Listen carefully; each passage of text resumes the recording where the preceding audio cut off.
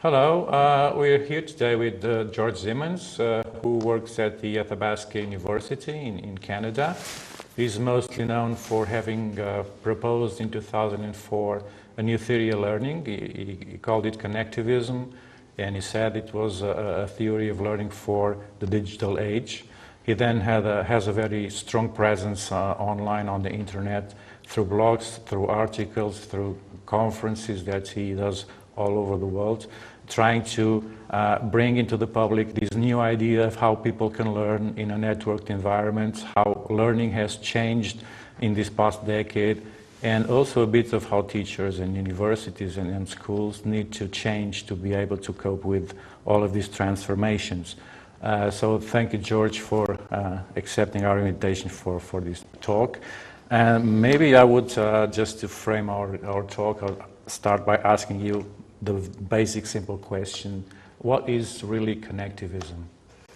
Sure. Well, it's obviously a good question to start with. I think the best way to describe it is that connectivism makes really two broad assertions. One is that knowledge is networked. And flowing from that is that learning then is the process of growing, pruning these networks, whether they're social, whether they're cognitive or conceptual.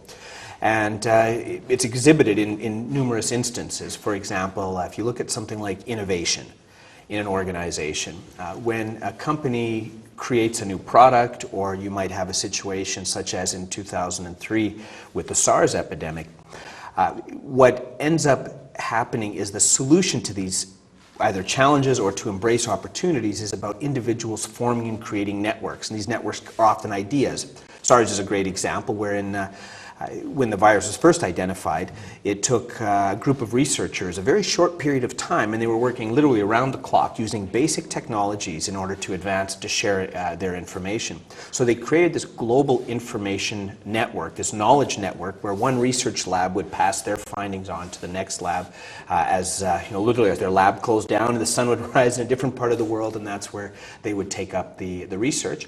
So that for me is a great illustration of what connectivism is we solve complex knowledge problems through social and technological networks.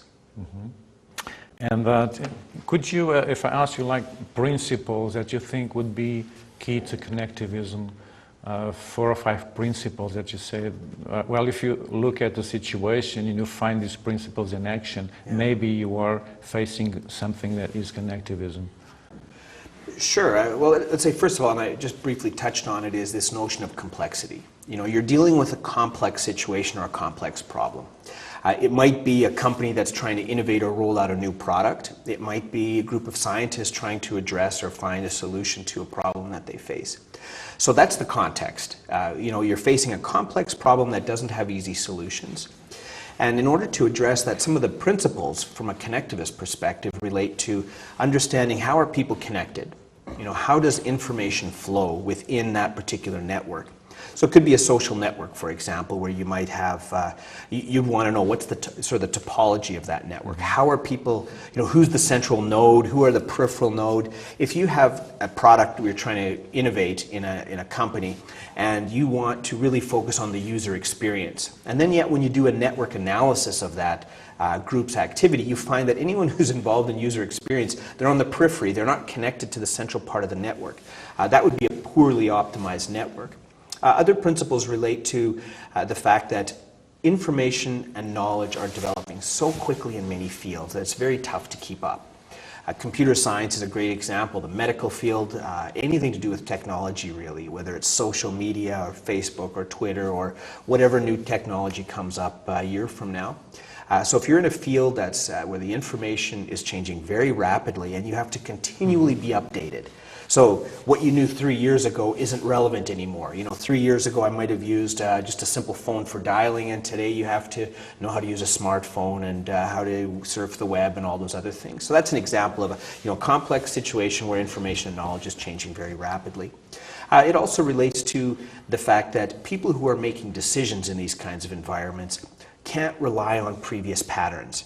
It used to be, I remember 5 years ago we did this when we had this problem. Well, today we're coming across a lot of new problems that we've never had before. And simple illustration, if you look at some of the political unrest in different parts of the world, if you're a government official and you're trying to decide, how do I control this group of people who want a revolution? Do I shut down the internet? Well, companies have tried that, or countries have, and it doesn't work out that well. They find other ways around it. So I think that's another principle that you would look for as well. And I think beyond that, it's really a situation where we have to consider novel approaches or novel models, where it's not something where we can go to the expert and the expert gives us an answer. It's a context where we need to explore, we need to test, small steps, early tests, and then based on that feedback, that influences what decision we take next. So it's not step by step by step problem solving. It's a tentative attempt to see how to address this, and then we get feedback from the environment or the system, and that continues to move us in that direction. And probably, an additional point that we all experience regularly is it's an environment where we're highly connected to others.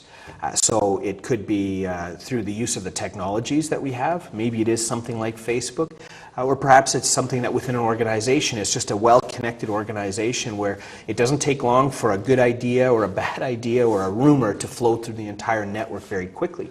And in today's society, a rumor quickly flowing through these well-connected social networks can have a dramatic impact on, let's say, the price of a company's stock before the rumor is corrected and resolved. So it's really about managers, learners, educators beginning to think in networks and to understand how information flows within these systems, how information makes old knowledge obsolete within these networks. So those are really some of the elements, very briefly, that I would. Well, I know it's, of course, we're approaching this in a brief way, but I'll bring to the table some of when I try to explain connectivism to some people, some of the assertions they find really puzzling sometimes. For instance, when you say learning is the network or learning is the connections, or mostly when you say learning can reside in non-human appliances, right. Or when you say, for instance, that one of the important things in connectivism is that you need to have updated knowledge.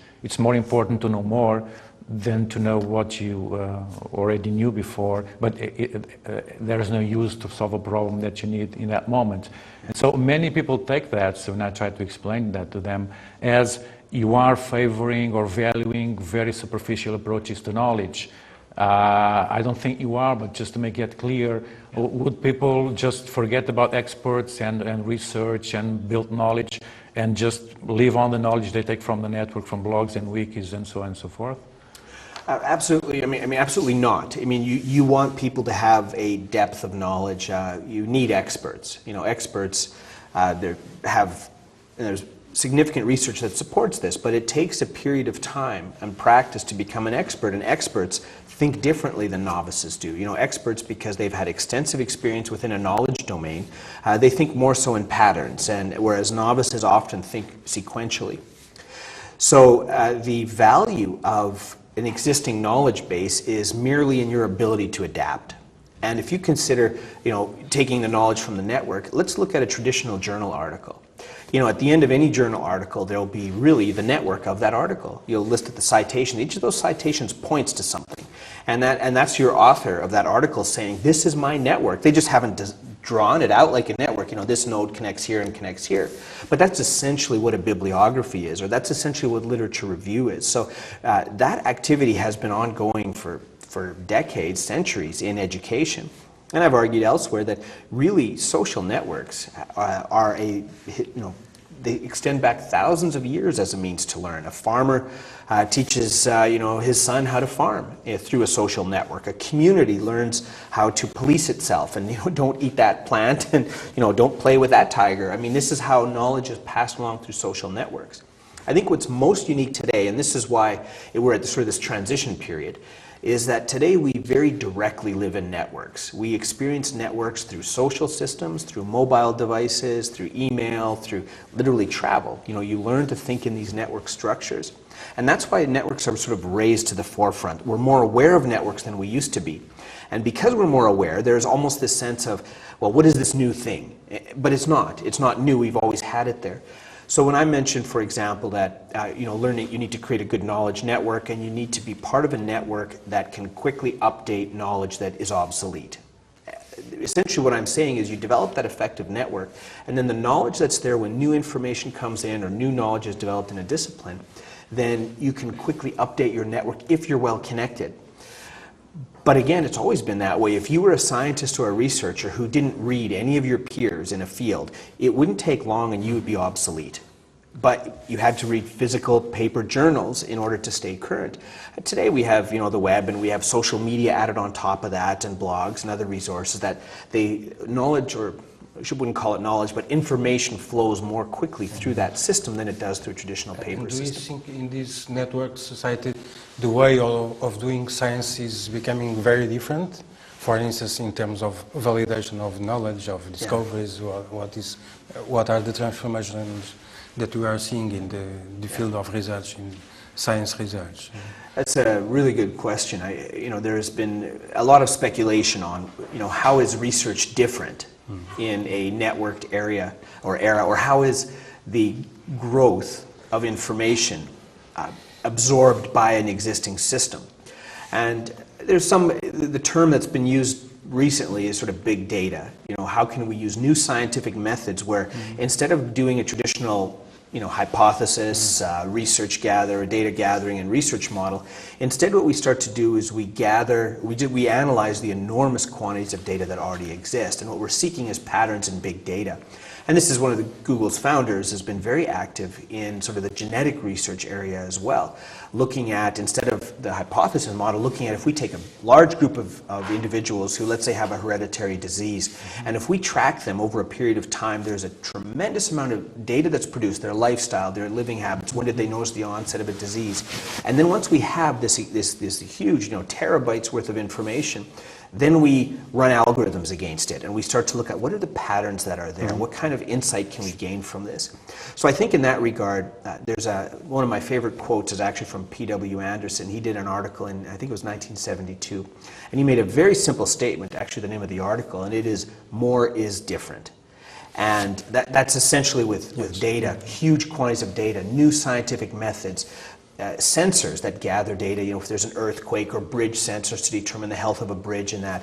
All of that tremendous data means that we almost need to rethink science. And I'm not saying do away with it, but start to ask how can we augment traditional scientific methods with this tremendous quantity of data when we start to look at new algorithms that can make sense of what patterns exist within that data. So definitely there is a growing impact on that. A little hard to say right now how that'll, is it a short-term trend and nothing comes of it? It might be, but all indications right now are that big-scale data analysis is going to have a dramatic impact on science in the future.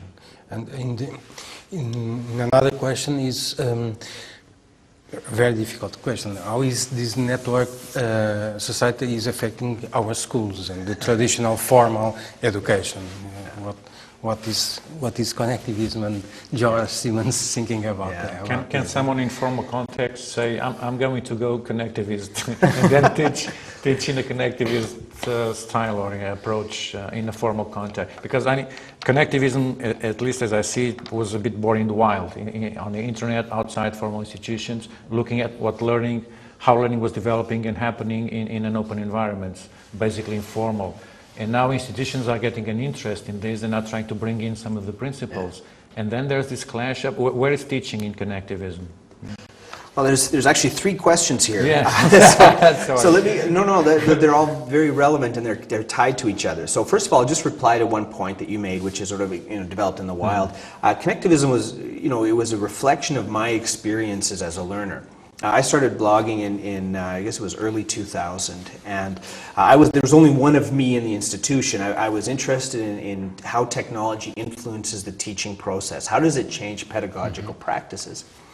But there's no one else in the institution that was particularly focusing on that. We were an early laptop program, and so I started writing about my experiences, and I started connecting with a few people online, and they started replying, and I interacted with them, and all of a sudden I had this network experience that the physical space of the institution didn't matter, right? I was able, through networks, to gain knowledge that I couldn't gain in my own institution, but with the internet and with blogs and social, well, we didn't call it social media at the time, but I was able to gain a lot of insight.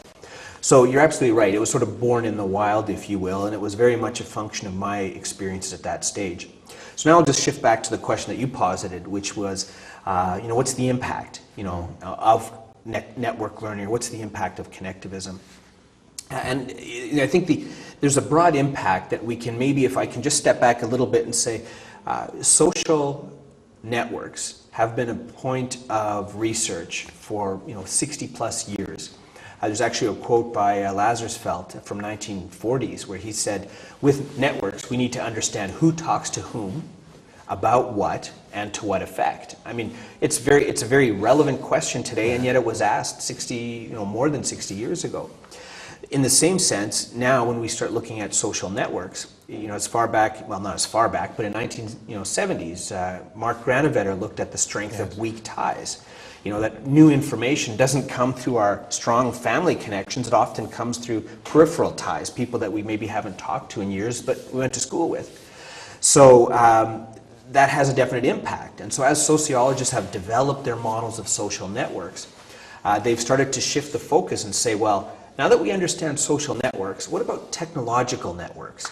How does being well connected affect a society? How does it affect an individual's ability to be effective in society? And so there's a fair bit of research that's gone on there, a lot of it done by Barry Wellman, a faculty member at University of Toronto, that's looked at the technological impact of networks and of families, family units. So we're getting some early indications that actually being an active person with technology produces stronger social links than someone who isn't active with technology. So we're seeing some questions being answered around what's the societal impact of social technological networks. The impact on schools still hasn't been very well researched. I know of a few researchers that have started asking questions about it, but we really don't quite know yet what's the best way to get to your question. How do we teach in these networks? What's the role of an educator and how is it different from what it is in a traditional classroom? I've taught a variety of online courses where I've emphasized the role of a teacher as being partly a curator, pulling together relevant resources, partly as a conversation starter, but also one of sort of helping others to learn how to navigate complex information spaces through social networks. So you rely on others, you ask help and questions, you provide resources, but at the point that you mentioned, how we are connected can be important in terms of our ability to continue to stay current. So we want to make sure we have the proper types of connections. We want to make sure we have connections with good information sources. If we're getting a lot of noise and a lot of garbage in our network, we need to pull back and start to prune that. But a lot of that is the responsibility from a teaching perspective of an educator to begin to shift their activities so that the learners can start to become more active in helping to define their knowledge needs as well. Mm-hmm. And one of the things I think is affecting more on schools, it's the change of, let's say, the notion of time and space, because schools are anchored in a specific space and in a specific, delimited time of students being there. And what is in these online environments, what is exploding, it's just the time and the walls. And so how can a teacher deal with that, or a group of teachers in the schools? Because it seems somewhat contradictory, the mission of the schools in that space and that time, very delimited, and all the environment that appeals for completely different things from the students. And students that are, most of the time, I think they are very engaged in online activities, but sometimes much more in not in the learning plan, but in a more entertainment playing. Yes. Well, first of all, I fully agree that one of the big impacts of the internet is a sort of a changed perception of space and time, and schools exist in that place, right? It's a physical building. You go to school, you learn, you go to university, this is where you're taught. So from that end, definitely as technologies have improved, as we've got video online, that you don't have to go to an expensive video conferencing room. I mean, I remember in the 90s, if you wanted to interact on video, it was a big production. It was expensive to be able to do that in an online environment. But now it's as simple as you turn on your laptop. It might have a camera built in already, so it's very easy to address the problem of physical time and space. So let's say in Portugal, let's say if you have a school in Porto and they only have 3 students who want to learn, let's say, calculus. And then you have a school further inland where you might have a school down in Lisbon, and they also have 3 or 4 students. So individually it might not be justified to invest a full-time teacher's resource in teaching this class in calculus.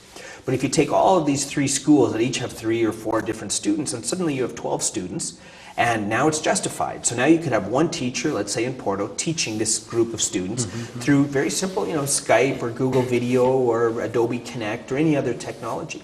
So I think that's a real opportunity that it used to be. In Canada, where I'm from, it's a wide country, so you often have remote communities where you couldn't get a teacher in to do the teaching in that space, where now suddenly you have that option through technology. So I think that's a real benefit of the internet, because now any student anywhere can learn any subject without the excuse, well, you're too far removed from a teacher who's an expert.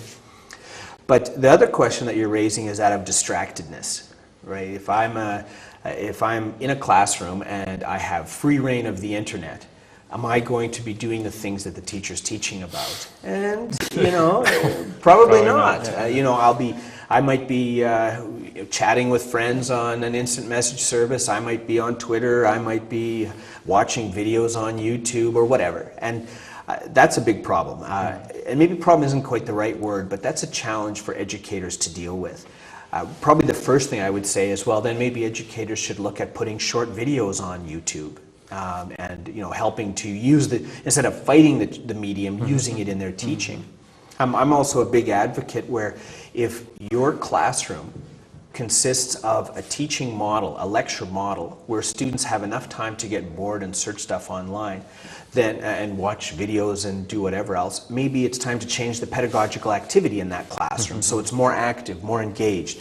You assign students the videos to watch in advance of class, and so your class time isn't spent on lecturing. Your class time is spent on students debating and dialoguing and creating things. And maybe they're working in small teams to create a digital artifact. So there's ways to deal with it, but we are still getting our new pedagogical models. I also would like to ask you more for people who are interested in theories of learning. What is really the difference between constructivism and connectivism, and why do you say that constructivism is not anymore enough theory for the learning today? How do you explain this difference?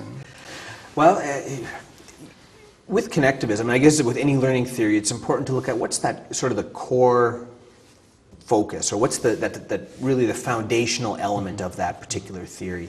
And whether you're looking at behaviorism or cognitivism or constructivism, they all sort of have a base assertion that they make. Behaviorism, for example, it's quite simply learning is a black box. We don't know what goes on in their head, but we can manage learning by managing behaviors through stimulus and response models. So that's the simple core assertion.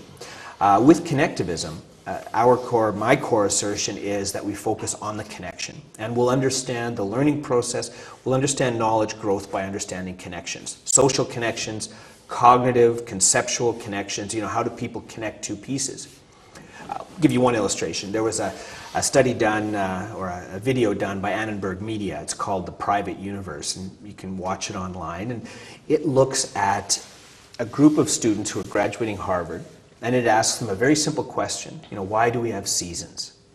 And you think it's a simple answer, but these are graduates. They now have a bachelor at probably the most elite university in the world, and they found that the majority of the students did not understand why we have seasons. They thought it was because in summer the Earth is closer to the sun. They didn't realize it was the tilt of the Earth's axis that changes seasons. So in my eyes, when I hear that, there's a fundamental misunderstanding. There's a conceptual failure. They didn't connect tilt of the Earth's axis with seasons. Instead, they connected, in error, location of the sun with seasons. So that's my conceptual failure that's happened. So from that perspective, that's connection, or connectivist view, where we want to make sure that we're forming accurate connections between concepts. We also want to emphasize that we have our social systems, the networks that we're a part of, that we can understand and evaluate the learning process based on how information flows through those connections. So probably a good approach is to look at the methodologies that are used. Within connectivism, I emphasize, social network analysis, semantic analysis, emphasizing how concepts develop and how they're connected and related. So I emphasize on, concept maps, for example, with students expressing how they put different elements together.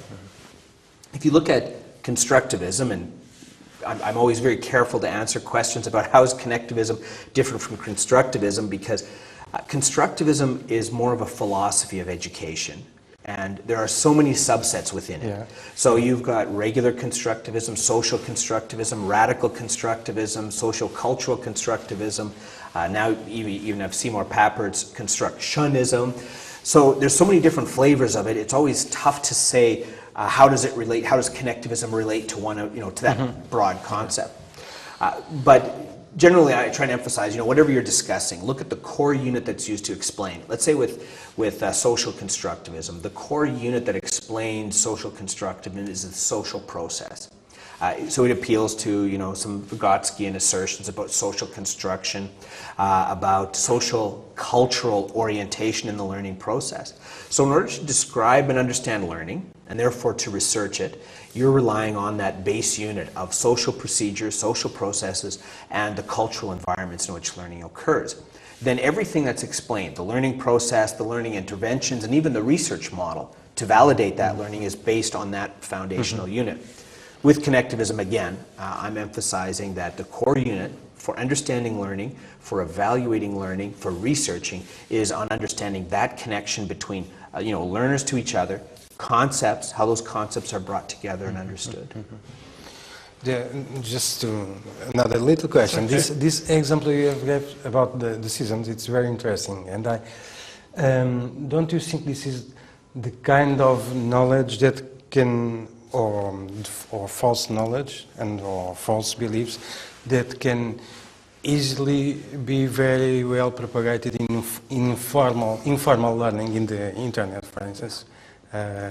It's a kind of viral false beliefs, knowledge that are very easy to be propagated if you only are based on informal education or informal interactions. Well, first of all, it's worth emphasizing that all of the people who had that wrong belief were all well-educated, very formal learning. So in that case, they got these erroneous beliefs through formal systems. But you're absolutely right. A network doesn't care what flows through it. You can flow good information through a network. You can flow bad information through a network. This is where the educator starts to play an important role. The educator has to help students understand how to manage that, the bad information, how to interrogate it. And for me, like when I think of, I hear this Harvard study with, the private universe, the name of that video. I hear that and I'm just like, well, somewhere, didn't some teacher ask questions? Why didn't, because the moment we make our knowledge explicit, the moment we put it into words, we put it into an artifact, then someone can look at that and say, oh, no, that's wrong. But all of these people made their way through the learning process, keeping this thought in their heads. They didn't express it, but they looked at the world this way. If at any point the science teacher, if they would have heard them, the science teacher, if they would have gone up to her and say, this is why we have seasons, she could have said, no, you're wrong. We have seasons for this reason. So that's one of the benefits of learning in social online networks, because you create artifacts that represent your understanding. You might write a blog post, you might do a video recording, you might put together a concept map. And then when you share that point of information with other students, you share it with faculty members, then they can look at that and they can say yes, or they can say, oh, wait a second, I don't think those two pieces fit together. Because even if you think of it, research is really about evaluating whether or not a connection is valid. So a good researcher will ask questions, if we take this drug, will it help reduce blood pressure? And that whole process of research is really about validating that link. And if the research comes back and says, no, it doesn't reduce blood pressure, well, suddenly we do away with that drug because the research has proven that that's not a valid connection anymore. On the other hand, we might find a medication that says, yes, you take this and it will reduce risk of depression, or it will reduce the effects of depression. Then it's been validated as an effective link. That process is made explicit through research, through networks, through studies, through publications. What I'm encouraging in the educational process is that we similarly make the conceptual development of learners explicit, so that other learners and teachers, much like the traditional science process of questioning and interrogating ideas to make sure that connection is valid, we have a similar process in the teaching and learning, informally or even formally in a classroom, where learners put their ideas on the table through digital artifacts, and people can ask, is that true? Is that an accurate statement? And then either discuss it. Sometimes you come to a conclusion, but not always. Sometimes it's unresolved. I'd like to ask you something about, I know at least since 2008, you've been experimenting with a different format for providing courses over the internet. You've called it Massive Open Online Courses, which is the acronym which is being currently discussed, as is always, is MOOC. Yes. I think you've been using that on the one hand as a kind of experiment to try out some ideas of how people learn and how you can manage that. Also as a field for research to see how things develop in the process of trying to deal with the content and create knowledge from the content. Could you then explain briefly what is a MOOC and the advantages it may have for people who might be interested in? Sure.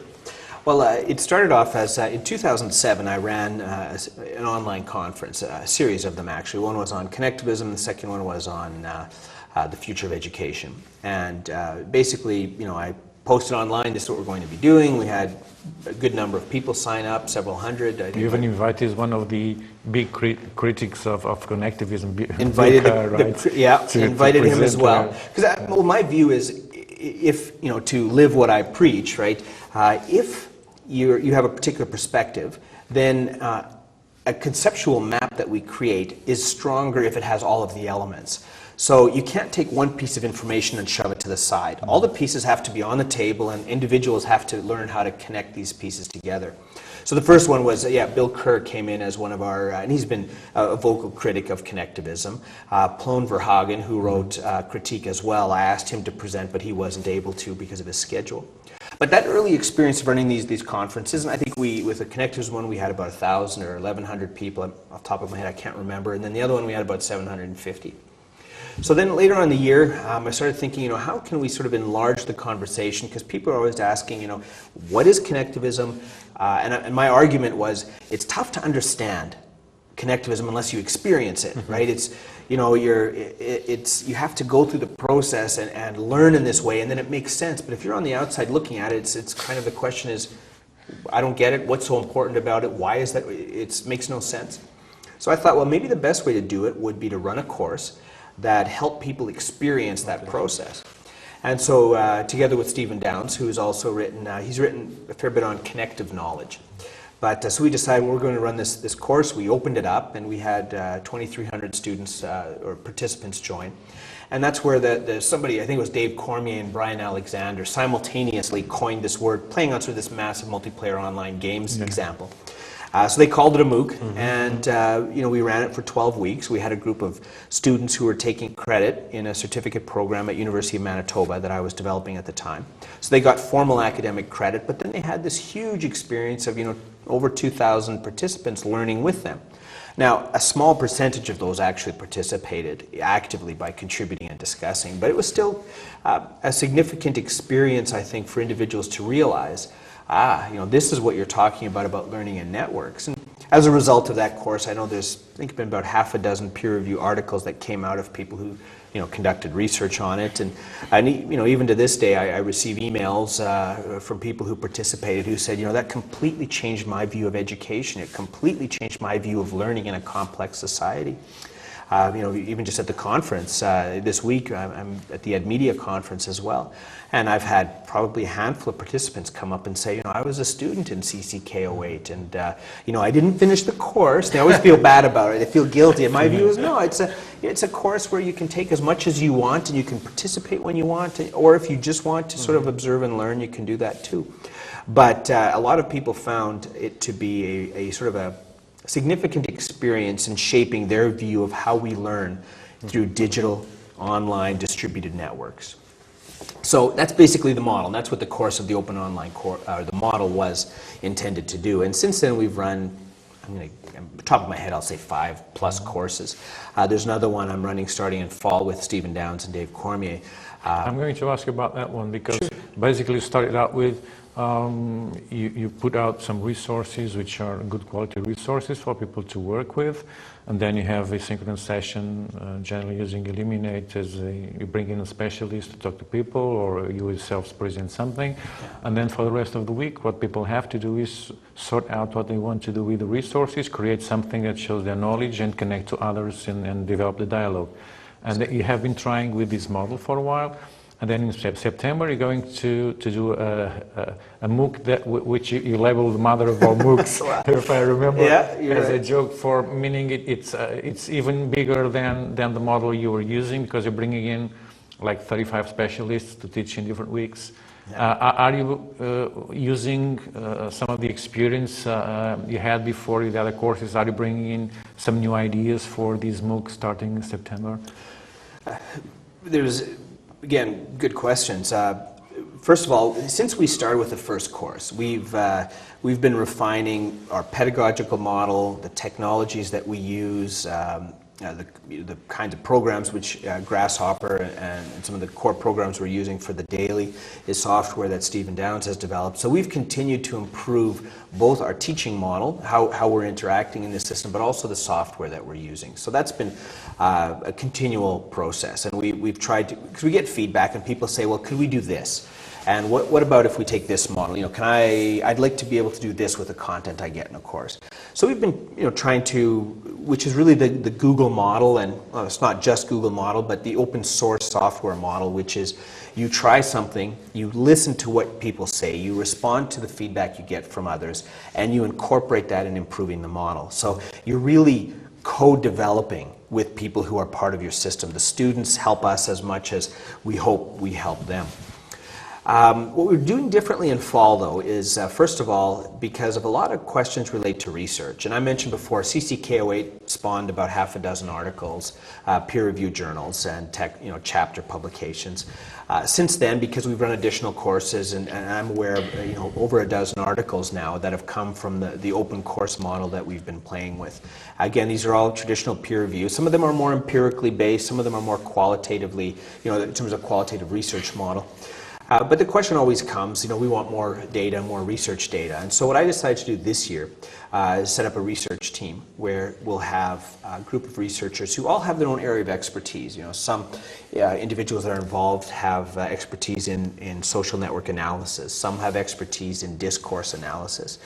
Some are looking at the social structures, how do learners help each other? How do these systems self-organize? So the intention was to take a group of researchers who have an existing research model and to treat the open online course as sort of a data space where they could gather data or use the data that's been produced and then test it against their models or use their models to help bring clarity to it. So that's probably the biggest change in terms of the research approach.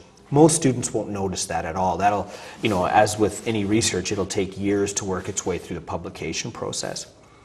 But the other aspect is a lot of people with open courses, we found people would start and they'd get overwhelmed and then they might drop out. Or if it's a 12-week course, we would start and we would present our content each week and it would scaffold. So somebody who suddenly had a busy first week or second week, suddenly you come to week 3 and it's like, oh no, I'm 2 weeks behind now, how am I going to catch up? And then they drop out. We decided, well, what if you could treat each week as a standalone unit so that even if you missed week 1 because you had family things going on, you can start week 2 but not have to rely on what happened in week 1. So I think that's been a big transition for us to make it more granular. Each unit is standalone. I did also ask each of the presenters that one of the expectation is that they contribute a chapter to a book, because our goal is to create a good digital artifact that other educators can then point to. So if you're looking at social learning theory or openness in education or mobile learning, you can say, oh, I remember that open course. There's a lot of resources that were produced there, because we have experts in each of these areas that are presenting. So once this will be an artifact for others to link to later, and then it'll eventually become a text that will be published by Athabasca University Press. Okay, I think we're running out of time. We need to close our conversation. It's a pity, but we'd stay here for another hour talking. Thank you for being with us and talking about all of these important things to us. Thank you very much. We hope you will have much Portuguese participants in the next course. And actually, we've had very strong participation from Portuguese students in the past. So, that's one of the benefits. One of our courses, I think we had over 60 countries represented, and so it's great. But anyways, thank you for the opportunity to come in and chat with you. Hope to see you again here. Thank you very much. Thank you.